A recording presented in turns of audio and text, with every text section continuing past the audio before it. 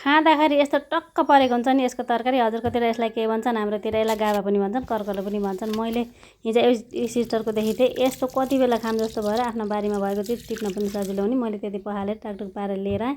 अनि फेरि मलाई यसमा फेरि त्यो कर्कलो मात्रै भएर हुन्न के, मलाई भिन्डी पनि मिसाउनु पर्छ, यसमा दाल पनि राखेको मनपर्छ, सबै थोक राखेर मिसाएको। कसैले फेरि यसको पात मात्रै खानुहुन्छ, मलाई डाक्ला डाक्ले सबै राखेको मनपर्छ कि।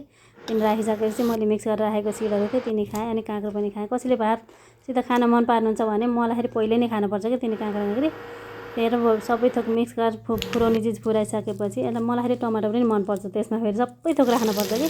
हिङ राखेँ, अनि बाक्लो बाक्लो भएको त्यो गाभाको तरकारी राखेर एकछिन झैँ पारेर फन्ती चलाएको त यस्तो ट्वाक्क परेको थियो नि। हजुरले पनि यस्तै गराएर खान सक्नुहुन्छ। मलाई फेरि नकोको छ भनेर मैले सुप पनि राखेकी छु। सब एकछिन फिटिसकेपछि फेरि खिया नलाग्छ भनेर त्यो भाँडाबाट निकालेर अर्को भाँडामा सारेँ।